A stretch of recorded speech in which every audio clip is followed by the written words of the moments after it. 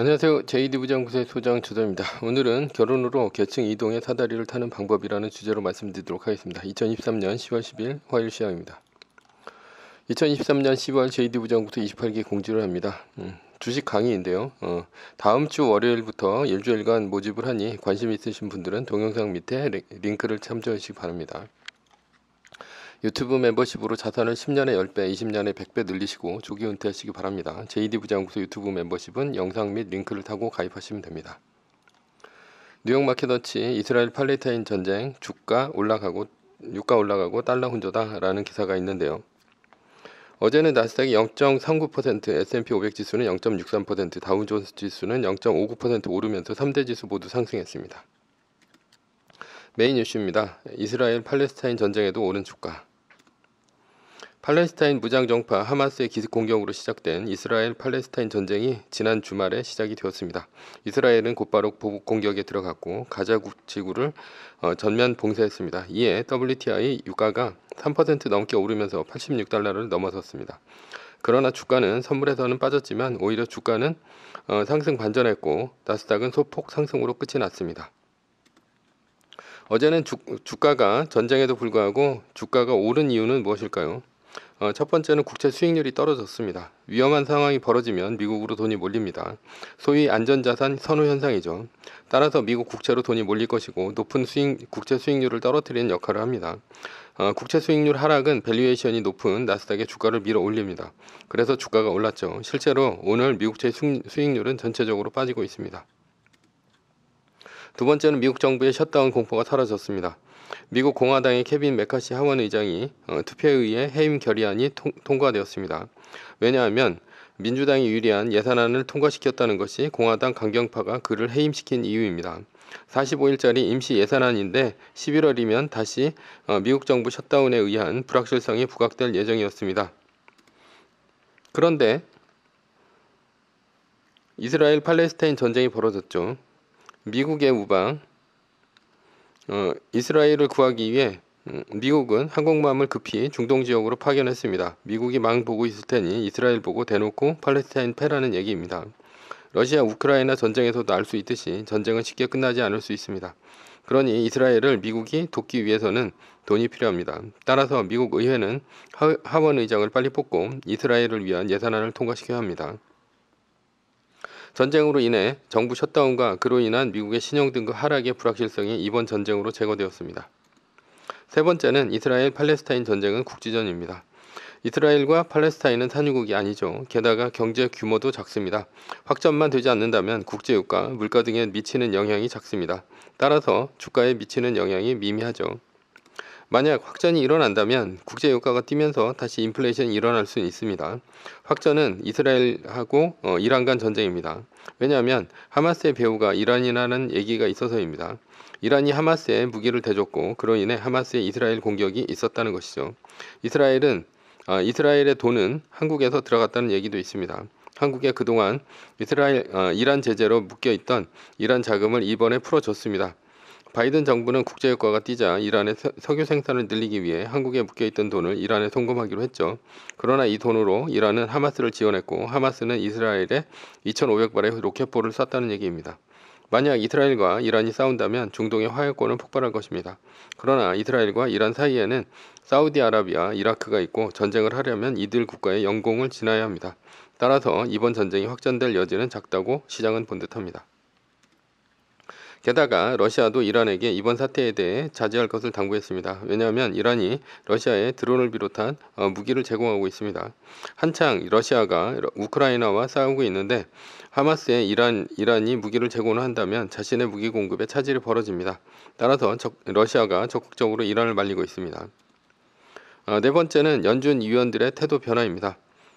어제 로리 로건 여는 총재는 장기 금리 급등으로 연방 기준 금리를 높일 필요가 떨어진다라고 얘기를 했습니다.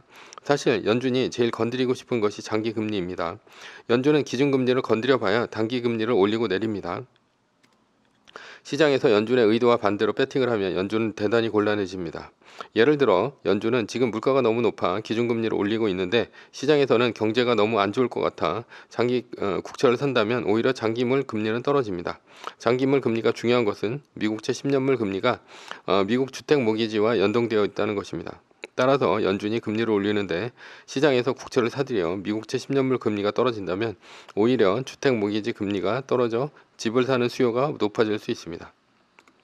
2008년 금융위기에도 연준이 금리를 올리는 와중에 10년물 국채금리가 떨어져 주택가격이 오르면서 버블이 형성되어 결국 위기가 온 것입니다. 당시에는 2001년에 WTO에 들어온 중국이 막대한 무역흑자로 인해 주체할 수 없는 달러를 미국채를 사면서 벌어진 일이었습니다. 그런데 요즘에는 빌 에커먼을 비롯한 헤지펀드 대표가 알아서 미국채 10년물에 숏을 치면서 그동안 벌어졌던 단기채와 장기채의 금리차가 많이 좁혀졌습니다. 즉 10년물 금리가 올라왔죠. 이것은 연준이 금리를 올리지 않고도 금리를 올린 효과가 있는 것입니다. 따라서 로리 로건 연은 총재는 11월, 12월에 금리를 굳이 올리지 않아도 된다고 하면서 시장 친화적인 발언을 했고 이로 인해 주가가 올랐다고 할 수 있습니다. 일본이 YCC를 하는 것도 사실 알고 보면 장기물 국채 금리를 낮춰서 경기가 살아나도록 만드는 데 있습니다. 그런데 지금은 시장이 알아서 금리를 올려줬으니 물가 상승이 골치 아픈 연준으로서는 아주 땡큐인 상황입니다. 사실 우리는 어제 주가가 오른 정확한 이유를 알지 못합니다. 그러나 악재에도 불구하고 주가가 올랐으니 그럴듯한 이유를 갖다 붙인 것이죠. 만약 어제 주가가 떨어졌다면 앞으로 이란 이스라엘 간으로 전쟁이 확전할 것이고 그로 인해 1970년대 오일 쇼크의 재판이 될 것이라고 무시무시하게 겁을 줬을 것입니다. 내일이라도 오늘의 긍정적인 전망이 주가가 떨어지면 순식간에 바뀔 것이기에 이러한 뉴스 분석은 아무 쓰잘데기 없는 분석입니다. 결론입니다. 뉴스에 휘둘리지 말고 주가 등락에 따른 매뉴얼로 대응하면 됩니다. 한 발 늦어도 매뉴얼로 대응을 하면 우물쭈물하다가 뒤늦게 허둥지둥 사고 파는 것보다는 가장 빠른 대응입니다.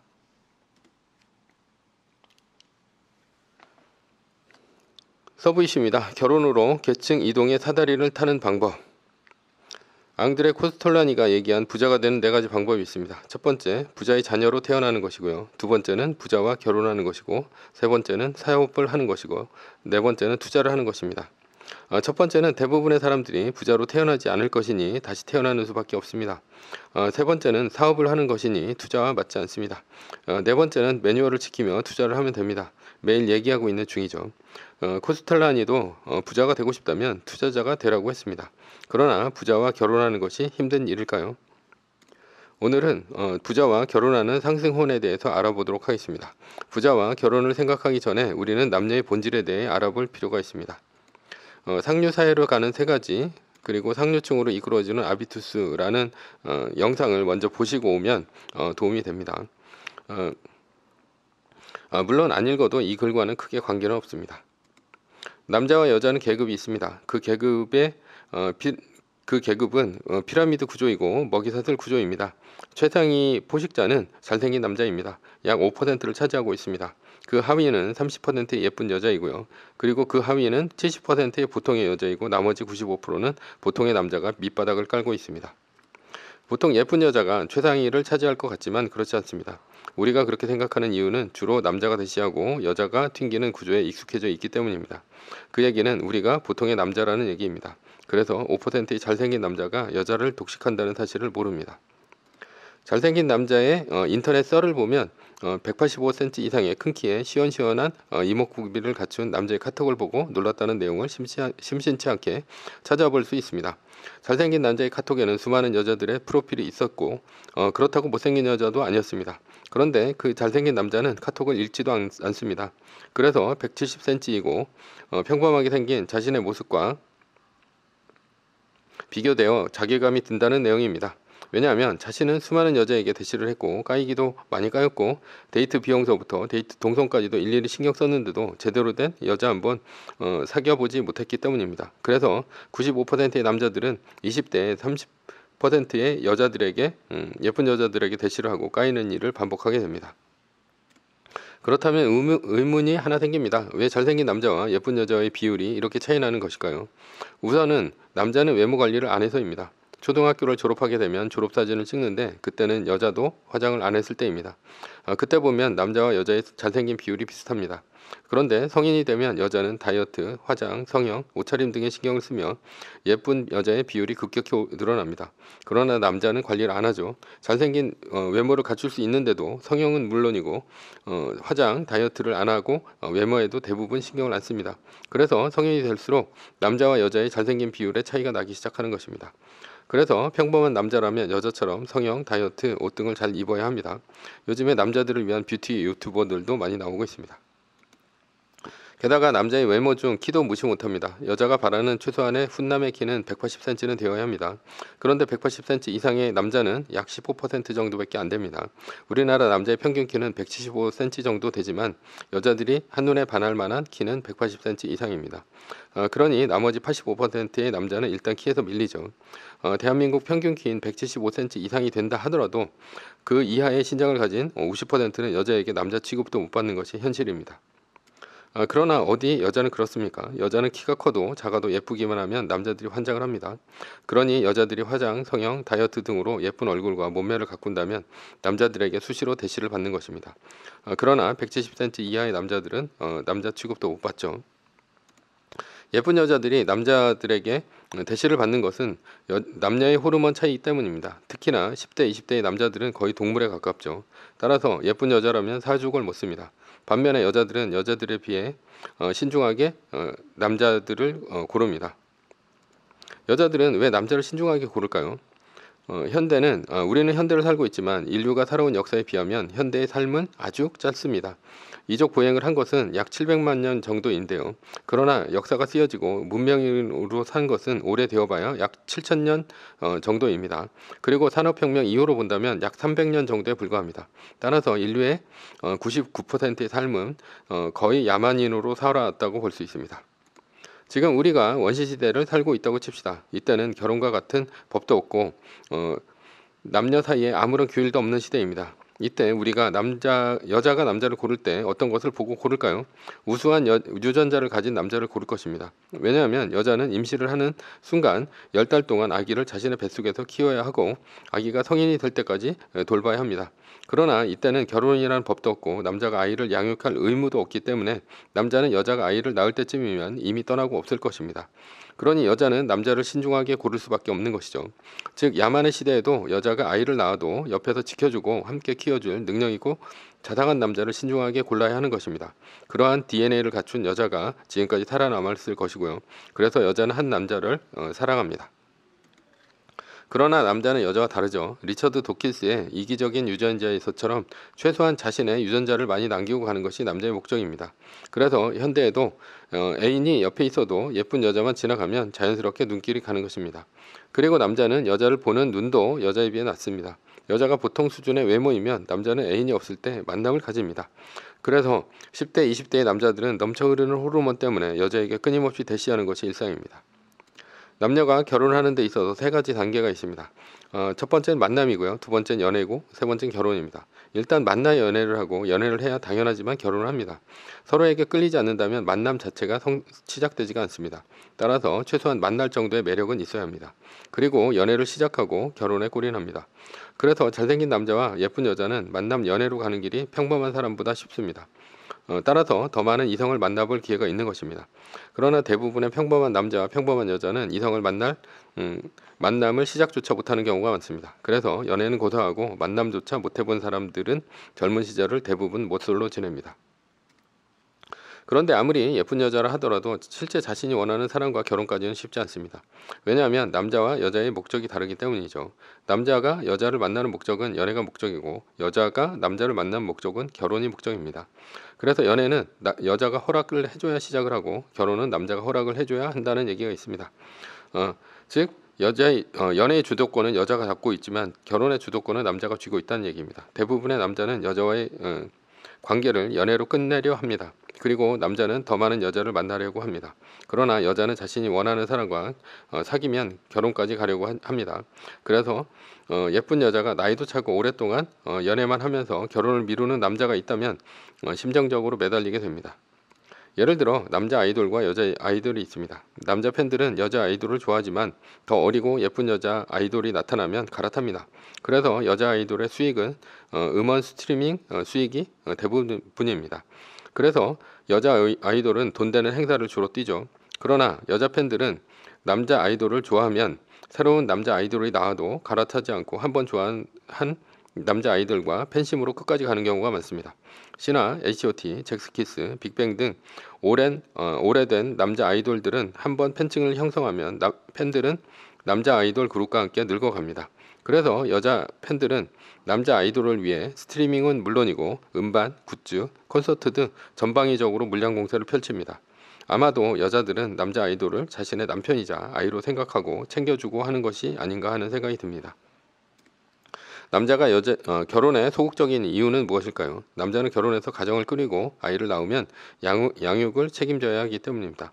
그래서 대부분의 남자들이 아이를 가질 정도로 괜찮은 여자가 아니라면 연애만 하려고 하는 것이죠. 지금까지 주로 남자와 여자의 본능에 대해서 알아봤습니다. 그렇다면 지금부터 본능이 아닌 능력에 대해서 살펴보도록 합시다. 자본주의에서 능력은 곧 돈입니다. 돈이 많은 것 또는 돈을 창출할 수 있는 능력을 가진 것을 능력이라고 생각합니다. 젊은데도 돈이 많다는 것은 부잣집에서 태어났다는 얘기입니다. 그리고 돈을 창출할 수 있는 능력이라는 것은 좋은 직업을 가지고 돈을 많이 벌었다는 얘기입니다. 예를 들어 의치한약수와 같은 메디컬 전문직이나 삼성, LG 등과 같은 대기업에 들어간 사원을 말합니다. 2023년 10월 10일 현재 대한민국 의사 비율은 인구 1000명당 2.6명입니다. 의사의 비율은 고작 0.26%입니다. 의사한약수 대학 정원은 6068명으로 대한민국 수험생이 59만 명으로 나누면 약 1% 정도에 불과합니다. 그러면 의사한약수가 아닌 대기업 종사자의 비율은 얼마나 될까요? 통계청의 2019년 경제활동 인구 조사 결과에 따르면 전체 근로자 2272만 명 중 대기업에 종사하는 근로자는 250만 명으로 비율로 환산하면 약 11%입니다. 그렇다고 대기업이 삼성전자, LG 등 우리가 알만한 대기업으로 포함하면 500인 이상의 사업자를 대기업이라고 하는데요. 그렇게 대기업 250만 명 중에서 삼성전자만 따지자면 약 12만 명으로 4.8% 정도밖에 안 됩니다. 그러니 의치한약수와 같은 메디컬 전문직과 변호사, 회계사, 변리사, 전문직 그리고 대기업까지 포함을 해도 약 15% 정도밖에 안 될 것입니다. 그러니 대부분의 사람들은 85%는 대기업 이하의 중소기업이나 자영업에 종사하고 있는 것이죠. 대기업 이상을 다니는 사람을 능력 있는 사람이라고 볼 때 그 수치는 높지 않습니다. 그러니 남자가 대기업 이상의 스펙을 가지면 갑자기 인기가 많아집니다. 여기서 외모와 능력 두 가지를 가지고 종합적으로 검토해 봅시다. 외모의 점수를 100, 능력의 점수를 100으로 놓고 보면 100점만 가지고도 결혼할 수 있습니다. 그러나 외모와 능력이 모두 뛰어나면 결혼 시장에서 아주 유리한 위치에 설 수 있습니다. 남자는 여자에 비해 연애와 결혼이 모두 불리합니다. 일단 10대, 20대는 호르몬이 넘쳐나서 남자는 여자에 비해 연애에 있어서 의리될 확률이 높습니다. 첫 번째는 남자 0점인데요. 대부분의 남자는 외모가 출중하지 않고 군대를 갔다 와야 하고 10대, 20대는 취준생 신분이니 능력도 없습니다. 따라서 점수는 0점입니다. 0점인 남자가 자신이 원하는 여자와 연애를 할 확률은 거의 0에 가깝습니다. 그래서 이런 남자는 30대가 될 때까지 제대로 된 연애도 못 해볼 가능성이 큽니다. 두 번째는 남자 100점인데요. 외모가 뛰어나지만 능력이 없는 남자, 능력은 있으나 외모가 평범한 남자입니다. 둘 중 외모가 뛰어난 남자와 능력이 있는 남자 중 어떤 남자가 결혼에 유리할까요? 외모가 뛰어난 남자보다 능력이 있는 남자가 자신이 원하는 여자와 결혼할 확률이 높습니다. 왜냐하면 외모가 뛰어난 백수는 평범하지만 의사인 남자 중 결혼을 한다면 여자는 대부분 후자인 평범하지만 의사인 남자를 택할 것이기 때문입니다. 반대로 외모가 뛰어난 백수는 연애는 하기 쉽겠죠. 평범한 남자가 갑자기 결혼에 불로칩이 되는 경우가 생깁니다. 전문직은 물론이고 대기업든 선망받는 집단에 들어갔을 때입니다. 자신은 외모가 평범했지만 대기업에 들어갔다는 이유만으로 잘생긴 외모 안 부러운 인기가 생기는 것입니다. 대기업에 다니면 끊임없이 주말마다 소개팅이 들어옵니다. 다만 이런 남자는 여자의 외모만 보고 결혼했을 경우 퐁퐁남이 되지 않도록 조심해야 합니다. 퐁퐁남은 결혼 생활에서 경제권을 아내에게 빼앗기고 맞벌이, 가사노동, 육아 등 많은 부담을 지는 남자들을 묶어 부르는 표현입니다. 이것은 설거지론에서 비롯된 말이죠. 예쁜 외모의 여성은 20대까지 나쁜 남자에게 대이고 30대가 넘어가면서 예전 같지 않은 인기에 현타가 오게 됩니다. 그래서 자신이 좋아하는 남성이 아니라 자신이 좋다고 대시하는 남성 중 사회적으로 능력 있는 남성을 만나 결혼을 합니다. 그러나 결혼을 했어도 애를 안 낳거나 애를 낳아도 일과 육아, 가사노동을 남편에게 맡기고 자신은 백화점, 문화센터 등을 다니면서 결혼 생활을 즐기는 여성입니다. 퐁퐁남이 되는 이유는 연애 경험이 없기 때문입니다. 결혼 전 많은 여자와 연애 경험이 없었고 그로 인해서 여자의 심리를 잘 모릅니다.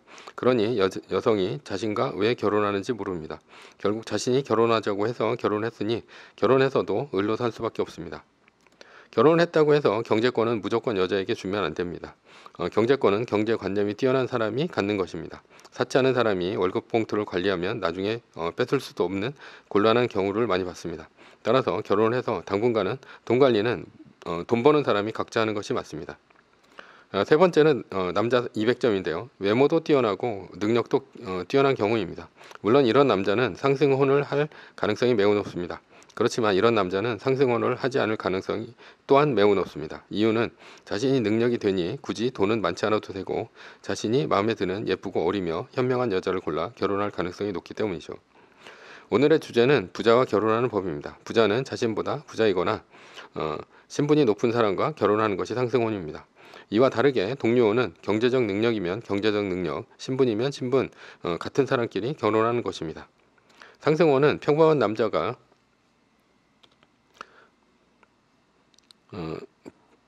부인이 부자인 여자와 결혼하는 경우는 거의 없습니다. 평범한 여자가 부자인 남자를 만나 결혼하는 경우가 대부분입니다. 왜냐하면 생물학적으로 남자의 호르몬이 제어가 잘 안 되기 때문이죠. 마치 드라마의 신데렐라 스토리처럼 말입니다. 그러나 그러한 기적은 좀처럼 일어나지 않죠. 반면에 여성은 결혼에 있어서 남성보다 감성이 아닌 이성이 더 우선입니다. 결혼에서 여자의 200점은 기한이 있습니다. 이것은 결혼을 전제로 얘기한 것입니다. 여자는 35세 이상이 되면 결혼시장에서 점수가 떨어집니다. 왜냐하면 여자가 35세 이상이 되면 생물학적으로 아이를 낳기 힘들다는 편견 때문입니다. 결혼의 목적 중 아이를 낳는 것이 가장 큰 이유죠. 따라서 30세가 넘기 전에 결혼을 하는 것이 여자로서 상승혼에 유리합니다. 30세 이상의 결혼 정년기 중 능력 있고 외모 좋은 남성은 어떤 여자를 원할까요? 처음에는 외모를 보다가 외모에 질립니다. 그리고 외모보다는 성격을 보게 되고 결혼할 때는 아이의 머리 걱정 때문에 학벌을 봅니다. 그러니 결론을 놓고 보면 능력 있는 남자는 상승혼보다는 동료혼이 흔한 현상입니다. 왜냐하면 양쪽 모두 손해를 보기 싫기 때문이죠. 30세가 넘어도 예쁘고 능력 있는 여자는 있을 것입니다. 그러나 자신보다 나이가 3, 4살쯤 많은 인기 있는 남자는 이미 20대에 예쁘고 어린 여자들에게도 인기가 있습니다. 그래서 굳이 30대를 만날 이유가 없습니다. 따라서 전략적으로 자신이 예쁜 외모밖에 없다면 어렸을 때 적극적으로 결혼을 하는 것이 유리합니다. 요즘 만혼이 유행이라고 30세가 넘을 때까지 연애만 해서는 상승혼이 될 가능성이 떨어집니다. 그래서 예쁘고 어리다면 전략을 잘 짜는 것이 좋습니다. 나이가 어리고 예쁠 때 남들 미팅 나갈 때 결혼정보회사에서 등록해서 적극적으로 결혼할 사람을 만나보는 것입니다. 자신이 가진 것이 어리고 예쁜 것밖에 없다면 한 살이라도 어릴 때 빨리 시작하는 것이 좋죠. 결혼이 목적인 여자는 회사를 다닐 때 결혼을 목적으로 해서 다녔습니다. 즉 대기업 들어가 자신의 커리어를 쌓는 것이 목적이 아닙니다. 예를 들어서 얘기를 하는 것이죠. 그래서 1년 정도 다니면서 신랑감을 찾다가 마땅한 사람이 없으면 때려치웁니다. 그리고 또 다른 대기업에 들어가서 신랑감을 찾는 것입니다. 그녀는 결혼을 목적으로 회사를 다녔던 것이죠. 그래서 결국 몇백억대 부잣집 아들과 20대에 결혼을 했고 당연히 회사를 때려치웠습니다. 왜 소개를 받지 않고 적극적으로 회사를 옮겼을까요? 왜냐하면 나에게 좋은 떡은 남에게도 좋기 때문입니다. 좋은 남자는 결혼시장에 나오기 전에 어리고 예쁜 여자가 체각이기 때문이죠. 남자도 여자처럼 적극적으로 외모를 꾸며야 50점이라도 얻을 수 있습니다. 일단 살부터 빼고 봅시다. 살 빼는 것이 최고의 성형입니다. 결론입니다. 가끔 상승혼도 있습니다. 예쁜 여자 아나운서가 재벌가와 결혼하는 것이죠. 예쁘고 어리고 머리 좋다고 생각되는 여자가 전략적으로 상승혼을 한 경우입니다. 그런 여자는 이 세상에 상승혼이라는 게임의 법칙을 알고 있는 듯 보입니다. 그러나 상승혼은 굉장히 힘든 일입니다. 자신이 외모와 능력을 갖춰 독려하는 것이 동료혼을 하는 것이 대부분 결혼입니다. 이젠 그마저도 잘 안 합니다.